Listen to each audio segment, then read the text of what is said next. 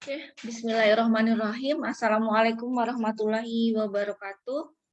Perkenalkan, nama saya Tia Ayuningrum dari Fakultas Ilmu Pendidikan. Saya bersama tim saya, yaitu Bapak Alim Arum Pamungkas, ingin menyampaikan tentang progres penelitian kami dengan judul pengembangan aplikasi proyeksi jumlah siswa menggunakan bahasa pemrograman Hypertext Processing 4.0 untuk perencanaan dan pengembangan pendidikan. Nah, yang melatar belakangi kami melakukan penelitian ini adalah yang pertama perhitungan proyeksi yang masih manual ya. Perhitungan proyeksi ini penting ya, karena dari perhitungan proyeksi ini dihasilkan data yang diperlukan untuk melakukan perencanaan pendidikan ya. Jadi proyeksi siswa ini diperlukan sebagai dasar perencanaan ya, sehingga dengan data yang dihasilkan dari proyeksi siswa tersebut ya diketahui data dan informasi mengenai berapa jumlah siswa untuk masa depan. Nah, sehingga dengan informasi tersebut dapat dijadikan dasar dalam membuat rencana atau kebijakan. Nah, tentunya rencana dan kebijakan itu akan dibuat untuk masa yang akan datang, begitu. Oke, tujuan dari penelitian ini yang pertama adalah untuk mendesain aplikasi proyeksi siswa menggunakan bahasa pemrograman Hypertext Processing untuk perencanaan dan pengembangan pendidikan. Yang kedua, untuk mengembangkan aplikasi proyeksi siswa menggunakan bahasa pemrograman Hypertext Processing untuk perencanaan dan pengembangan pendidikan. Nah, metode penelitiannya, pendekatan yang digunakan adalah kualitatif ya, dengan metode penelitian pengembangan dengan model 4D, Define, Design, Develop, dan Disseminations. Nah, tahapan yang telah kami lakukan yaitu yang pertama define. Kami melakukan pendefinisian terhadap konsep-konsep proyeksi dalam perencanaan. Di sini kami mempelajari dan menganalisis mengenai pendekatan-pendekatan yang digunakan dalam proyeksi. Kemudian kami memilah dan memilih pendekatan yang paling efektif dan efisien dalam melakukan proyeksi. Nah, berdasarkan studi literatur diketahui bahwa dipilih salah satu pendekatan yang paling efektif dalam untuk melakukan proyeksi.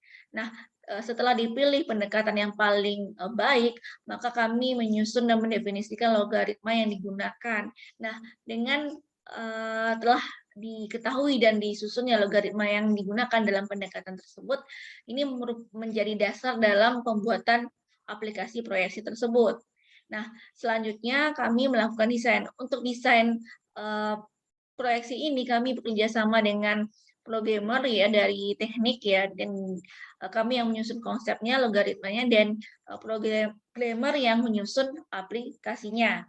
Nah, pada tahap ini, pada waktu ini penelitian ini baru sampai pada tahap desain ya, karena pada tahap desain ini memang membutuhkan waktu yang lama, karena setelah didesain oleh programmer, kami lihat, kemudian kami revisi ya, kami beri masukan, kemudian diperbaiki lagi oleh programmernya, kemudian direvisi, kami lihat dan kami coba dan direvisi kembali. Nah, setelah itu kami akan melakukan uji coba terhadap aplikasi ini dengan cara memasukkan data ke dalam aplikasi ini, kemudian juga mencari data secara manual. Nah, kalau datanya sama, ya ini beberapa data, berarti ini aplikasinya data yang diolah dari aplikasi ini berarti valid. Langkah selanjutnya kami lakukan uji coba kepada validator ya, kepada validator ilmu perencanaan ya, dan validator tentang produk atau aplikasi. Nah, setelah diperbaiki dan direvisi sesuai dengan masukan dari para validator, maka akan dilakukan diseminasi. Nah, diseminasi ini dengan cara menyebarluaskan informasi mengenai aplikasi ini melalui publikasi ilmiah, dan juga jika memungkinkan nantinya kami juga akan bekerja sama dengan Dinas Pendidikan. Baiklah Bapak Ibu, saya ingin memperlihatkan bagaimana bentuk dari aplikasi ini.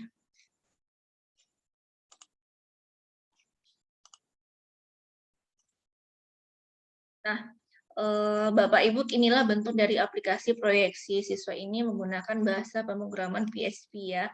Nah, kita tinggal menginsert data di sini ya, data yang kita perlukan. Nah, nanti akan langsung diketahui berapa jumlah siswa untuk tingkat 1 ya, ini untuk SD ya. Tingkat 1, 2, 3, 4, 5, 6 ya.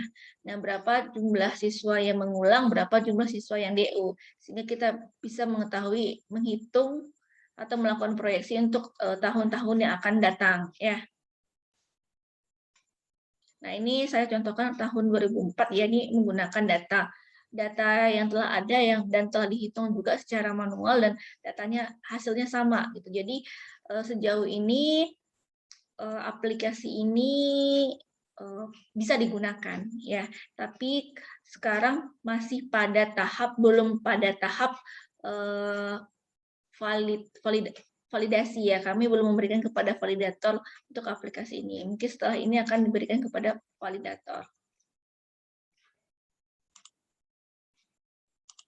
Kemudian selain ini, luaran dalam penelitian ini adalah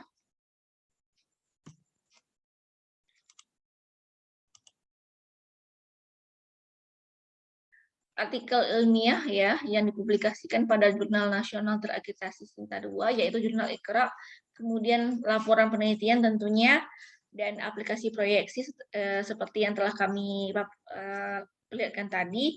Kemudian selanjutnya buku pedoman yang membantu dalam penggunaan aplikasi tersebut. Baiklah Bapak Ibu, itu laporan dari kami. Mohon doanya supaya riset ini dapat selesai tepat waktu dan sesuai dengan harapan. Wabillahi taufiq wal hidayah. Assalamualaikum warahmatullahi wabarakatuh.